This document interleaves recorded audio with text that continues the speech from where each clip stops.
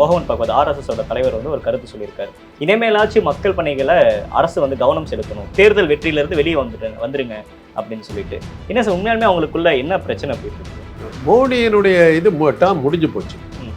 அவர் ஏதோ காரணத்தினால எப்படியோ எக்ஸ்டெண்ட் பண்ணிட்டார். அவங்களுடைய இது பிரகாரம் 75 வயசுக்கு மேலே இருக்க முடியாது. அதாவது ஆர்எஸ்எஸ் சொல்றத பிஜேபி வந்து கேட்கணும். அவங்களுடைய சித்தாந்தத்தை கொண்டு வரதுக்கு தான் அரசியல் விங்கா இவங்களை வச்சாங்க. லட்சியம் இதை கொள்கைகளை வகுக்கிறது போல ஆர்எஸ்எஸ், அதை நிறைவேற்றுற அரசியல் விங்கு வந்து இவங்க. இது மாதிரி எல்லாமே நான் பெரிய பெரிய பதவிகளை நிர்மலா சீதாராமன் வர்றவர்களும் பிராமணர்களே இல்லை. ஆர்எஸ்எஸ் உடைய சித்தாந்தம் அடிமடியிலே கை வச்சு. ஸோ எதுக்காக அந்த கட்சியை ஆரம்பிச்சாங்களோ அந்த கட்சியினுடைய லட்சியமே போயிடுச்சு. நீங்கள் தமிழ்நாட்டில் யார் தலைவர்னு பார்த்தாக்கா பிராமணர் இல்லாத அண்ணாமலை. தமிழ்நாட்டில் யாரை நீங்கள் மந்திரியாக இருக்கீங்கன்னு பார்த்தீங்கன்னா பிராமணர் இல்லாத எல்முருகன். அப்போ இந்த இதெல்லாமே வந்து ஆர்எஸ்எஸ் ஒரு மாதிரி முகம் சொல்லி. ஆமாம், ஆர்எஸ்எஸ்க்கு முகம் சொல்லிச்சிருச்சு. இப்போ ரீசெண்டாக எதை வச்சு சொல்கிறாங்கன்னா சார், ஊபியில் வந்து பிஜேபி ரொம்ப கோட்டையாக இருக்கக்கூடிய ஒரு ஏரியா, ஆர்எஸ்எஸ் வந்து அங்கே வேலை பார்க்கல அப்படின்ற மாதிரி சொன்னாங்க. உங்கள் தகவல் அது என்ன? அதே தான், ஆர்எஸ்எஸ் வேலை பார்க்கலங்கிறது மாத்திரம் இல்லை, ஆதித்யநாத் காலம் வரைக்கும் எது பெரிய பலத்தை அடினாக்கா ராமர் கோயில் கட்டின அயோத்தியில் அவங்க தோத்தது தான் ஃபைசாபாத்.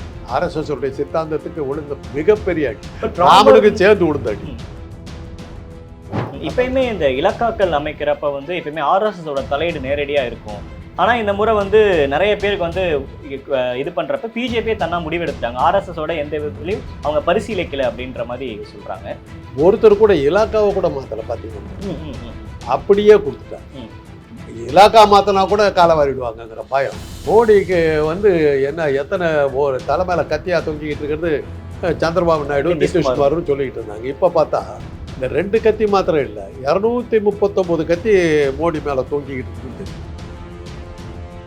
சரி, இப்போ நீண்ட காலமாக சமீபத்தில் பேச்சு அடிபடுறப்ப பிரதமர் கேண்டிடேட்டாக யார் வரணும் அப்படின்றப்ப ஆர்எஸ்எஸ் ஐடியாலஜி இருக்கக்கூடிய யோகி அவராகட்டும், அதுக்கப்புறம் சிவராஜ் சிங் சவுகான், முரளி மனோகர் ஜோஷி, இது மாதிரி யாரோ ஒருத்தரை வந்து கொண்டு வாங்க, ஆர்எஸ்எஸ் ஐடியாலஜி இருக்கவங்க வேணும் அப்படின்றத ஆர்எஸ்எஸ் விரும்பினதாகவும், ஆனால் வந்து பிஜேபி மோடி அப்படின்ற அந்த ஒரு பிம்பத்தை முன்னிறுத்தி அந்த தேர்தலை சந்திக்கலாம் அப்படின்னு அவங்க எடுத்த மாதிரி சொல்கிறாங்க. இந்த பிரச்சனைனால தான் அந்த ஆர்எஸ்எஸ் இதோட பிரச்சனைகள் இருக்கா? மோடியை வச்சு தான் பண்ண முடியுங்கிறது இதாகி போச்சு. இந்த எலெக்ஷனை அவரை வச்சு நடத்திடலான்னு முடிவு எடுத்துட்டாங்க. அதே மாதிரி நடத்திட்டாங்க. மோடியினுடைய நாட்கள் என்ன பண்ணுது?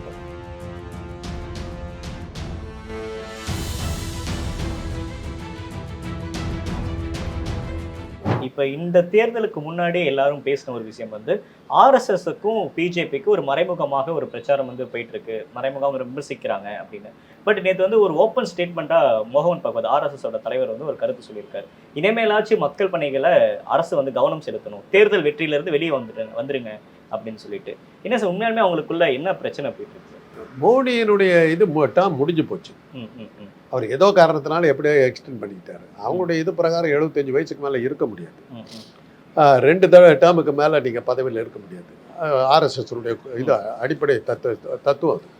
அந்த வகையில் தான் வாஜ்பாய் வெளியே போனார், அந்த வகையில் தான் மோகன் பகவத் இவர் அத்வானி வெளியே போனார், முரளி மனோகர் ஜோஷி, இவங்க சுஷ்மா ஸ்வராஜ் எல்லாமே அந்த அடிப்படையில் தான் எல்லாருமே வெளியே போயிட்டாங்க. இவர் மாத்திரம் பிடிவாதமாக உட்காந்துட்டார்.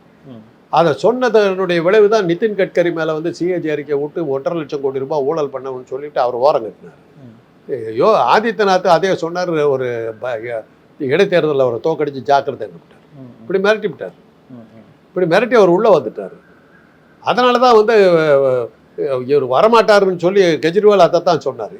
ஆர்எஸ்எஸ்னுடைய கோட்பாடு பிரகாரம் வர முடியாதுன்னு கெஜ்ரிவால் சொன்னார். சொன்ன போது இவங்களால ஒன்றும் பண்ண முடியல, எலெக்ஷனில் ஜெயிச்சு வந்துட்டா இருந்தார். மோடி பிரதமராக இருக்க மாட்டார் பிரச்சாரத்தில் நாங்களாமே தான் சொன்னோம். இதையும் தாண்டி அவர் உள்ள வந்து உட்காந்துக்கிட்டார், மிரட்டி தான் உள்ள வந்து உட்காந்துக்கிட்டார். அவருடைய நாட்கள் என்ன பண்ணுகின்றார்? என்னைக்கு மோகன் பகவத் வந்து மக்களை போய் பாருங்கள் அப்படி இப்படின்னு சொல்றாரோ நேரம் நெருங்கிச்சுன்னு அர்த்தம். நேரம் நெருங்கி எப்பயுமே ஆர்எஸ்எஸோட ஒரு சித்தாந்தம், அவங்களோட ஐடியாலஜியை ஃப்ரெண்ட்ல நின்று ஆடக்கூடிய ஒரு பார்ட்டி தான் பிஜேபி. இப்போ என்ன அவங்களுக்குள்ள ஒரு பிரச்சனைகள் இல்லை, இவரு எல்லாரும் பிரச்சனை அவங்களுக்கு.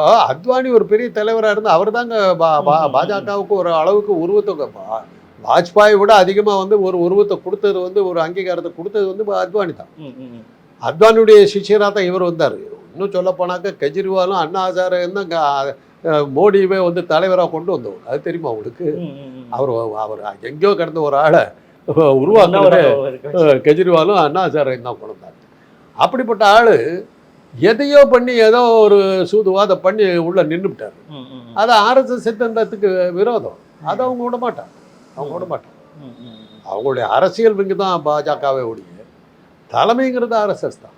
ஆர்எஸ்எஸ் பகிச்சுக்கிட்ட ஒரு ஆள் இருக்க முடியாது. அதாவது ஆர்எஸ்எஸ் சொல்றத பிஜேபி வந்து கேட்கணும். அவங்களுடைய சித்தாந்தத்தை கொண்டு வரதுக்கு தான் அரசியல் விங்கா இவங்களை வச்சாங்க. லட்சியம் இது கொள்கைகளை வகுக்கிறது போல ஆர்எஸ்எஸ், அதை நிறைவேற்றுற அரசியல் விங்கு வந்து இவங்க, அது பிஜேபி. எந்த இடத்துல முரண்படுறாங்க சார் ஆர்எஸ்எஸ்க்கும் பிஜேபிக்கான முரண் அப்படின்றது எங்க இருக்கு? ஆர்எஸ்எஸ் வந்து ஒரு ஜாதி கட்சி, மேல் ஜாதிக்காரர் மேலே இருக்கணும், மற்றவங்கெல்லாம் மதங்கள் பூராமே ஒழியணுங்கிற மாதிரி போகிறவங்க. காந்தி வந்து முஸ்லீம்களை ஆதரிச்சாரு, முடிச்சு கட்டிவிட்டாங்க.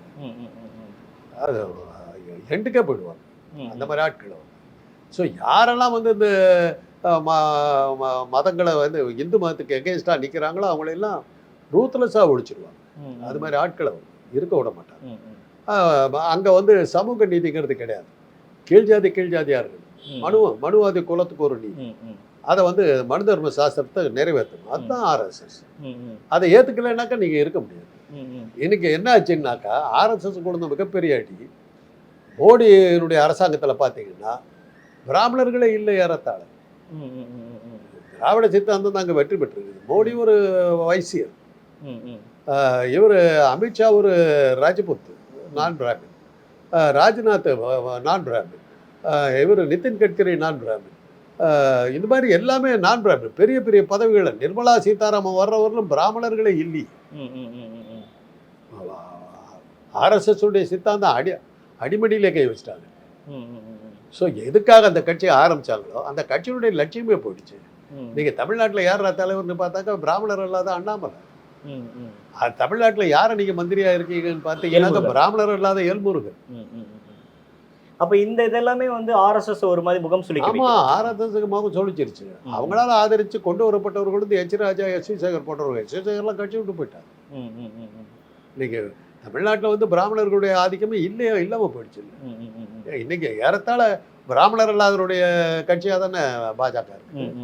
அதை வந்து ஆர்எஸ்எஸ் எப்படி ஏற்றுக்கும்? அதே தான் இன்னைக்கு வந்து சந்திரபாபு நாயுடு தூக்கி விட்டீங்க, நீங்க காலி ஆயிட்டீங்க. அங்க நிதிஷ்குமாரை தூக்கி விட்டீங்க, நீங்க காலி ஆயிட்டீங்க. வர உங்களுக்குன்னு செல்வாக்கு இருந்த இடங்கள்லயே நீங்க போயிட்டீங்க. மணிப்பூர் இன்னைக்கு வந்து உங்களுக்கும் அதுக்கும் சம்மந்தமே இல்லை. அதை விட்டுருங்க. வடகிழக்கு மாநிலங்களை பற்றி பேச்சவே பேசாது. அங்கே நான் அடிக்கடி போவேன். அசாம்லாம் போயிருக்கேன், மணிப்பூரெல்லாம் நிறையா போயிருக்கிறேன், அருணாச்சல் பிரதேசம்லாம் எனக்கு நிறைய லெக்சர் கொடுக்கறதுக்காக நான் நிறையா தடவை போயிருக்கிறேன். எப்போ போனாலும் ஈஸ்வரம் இந்தியான்னு தான் சொன்னால் என்ன அறிமுகப்படுத்துவாங்க. அருணாச்சல் பிரதேஷ் போகிறதுக்கு போனீங்கன்னா ஒரு விசித்திரமான அனுபவங்களாக இருக்கும். கவுஹாத்திலேருந்து பஸ்ஸில் தான் போக முடியும். அந்த பஸ்ஸில் போனீங்கன்னா அருணாச்சல் பிரதேசம் எல்லாம் வந்த உடனே பஸ்ஸை நிறுத்துவாங்க, நம்மளை எல்லாத்தையும் பேசஞ்சர்லாம் இறக்குவாங்க. ஒரு வெளிநாட்டுக்கு போனால் எப்படி ஏர்போர்ட்டில் இமிக்ரேஷன் செக் பண்ணுறாங்களோ அது மாதிரி இமிக்ரேஷன் செக் பண்ணி இந்தியரா இல்லையான்னு கண்டுபிடிச்சி அப்புறம் தான் உள்ளே கொடுவாங்க. வெளிநாட்டுக்கு போகிற மாதிரி தான் இருக்கும். அங்கே போனாக்கா எங்கே பார்த்தாலும் புத்த விகார் தான், பௌத்த விகார். அந்த ஒரு பெரிய மலை ஒன்று இருக்குது. அந்த மலைக்கு அந்த பக்கம் சைனா. இங்கே எப்படி பரங்கி மலை இருக்குது, அந்த பரங்கி மலை மாதிரி ஒரு மலை இருக்குது. அந்த மலைக்கு அந்த பக்கம் வந்து சைனாங்கிறாங்க. அவங்க பூரா சைனாவோட தான் எல்லா தொடர்பும் வச்சுக்கிட்டு. இங்கே இந்த பகுதிக்கு அவங்களுக்கு சம்மந்தமே இல்லை. அங்கே நீங்கள் இந்தியாவில் யார் ஆட்சியில் இருந்தாலும் அப்படியே அவங்க வந்திருக்காங்களான்னு கேட்க. இப்போ ஓரளவுக்கு ஆட்சிக்கு வர வரைக்கும் ஆர்எஸ்எஸோட தயவு பிஜேபிக்கு தேவைப்பட்டுச்சு. இப்போ வந்து ஆர்எஸ்எஸை விட பிஜேபி, ஆர்எஸ்எஸ் சப்போர்ட் இல்லாமல் பிஜேபி வளர்ந்துட முடியும் அப்படின்ற ஓவர் கான்ஃபிடென்ட்ல மோடி, அமித்ஷாலாம் இருக்காங்களா? அவருங்க வந்து ஆர்எஸ்எஸ்னுடைய சித்தாந்தங்கள் தோல்வி அடையுதுன்னு நினைக்கிறாங்க. யாரு? மோடி தோல்வி அடையுதுன்னு நினைக்கிறாங்க. சமூக நீதிக்கு போக வேண்டிய கட்டாயம் வந்துருச்சுங்கிறது அவங்களுக்கு புரியுது.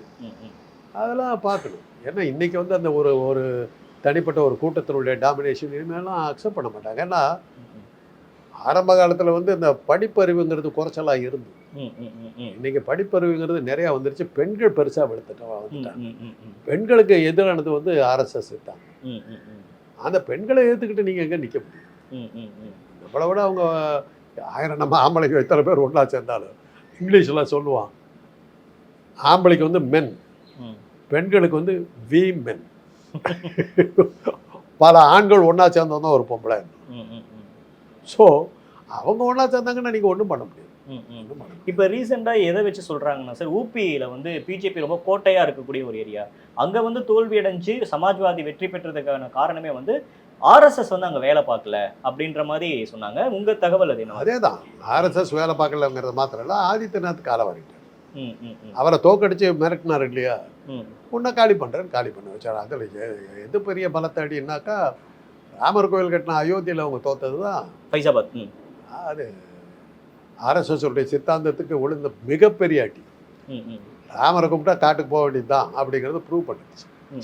அவ்வளோதான், ராமனுக்கு சேர்ந்து விழுந்த அடி. இப்போ ராமர்ன்ற அந்த இந்து ஐடியாலஜி அல்லது இந்து கடவுளை முன்னிறுத்தி தேர்தலை சந்திச்சது கை கொடுக்காது அப்படின்னு பிஜேபி நம்புறாங்களா? ஆமா, இவ்வளவு நாள் ஏங்க அங்க கோயில் கட்டாம இருந்தாங்க? 500 வருஷமா ஒரு முஸ்லீம் மசூதி அங்க இருக்குது, அது ஏன் எவனும் இடிக்காம இருந்தா? அங்க அது ராமர் பிறந்த இடம் நீ சொல்லிட்டு அதை ஏன் எவனும் திருப்பி ரிவைவ் பண்ணாம இருந்தா? ராமருடைய ஜாதகம் பீட ஜாதகம். நாளைக்கு காலையில் வந்து பட்டாபிஷேகம் பண்ணி சக்கரவர்த்தி அப்போ முடிச்சு விட்டணும், இன்னைக்கு ராத்திரி காட்டுக்கு போடாமல் துரத்தி விட்டார் ஜாதகம். அவருக்கு போய் கோயிலை கட்டினாரு, முடிச்சு விட வேண்டிய ஆள் தெருவள்ளிக்கிற மாதிரி ஆச்சு. மோடிக்கு புரிஞ்சுது. அது மாத்திரம் இல்லை, வாரணாசிலேயே அவர் தோக்கிற நிலைமைக்கு போனார். ஏன் போனார்? ஓட்டு வாங்குறது சிவபெருமான் இருக்கிற சிவஸ்தலமான வாரணாசி, காசி விஸ்வநாதர், அவருக்கு துரோகம் பண்ணி வைஷ்ணவனாக இருக்கிற ராமனுக்கு கோயில் கட்டினா அவங்க தோக்கடிக்கிறவங்களும் கொண்டு போய் விட்டாங்க. அங்கேயும் திராவிட சித்தாந்தம் தான். வேதங்களால் சொல்லப்படாத சிவனை நீ ஏமாத்த பார்த்தா இந்த அடி வாங்க.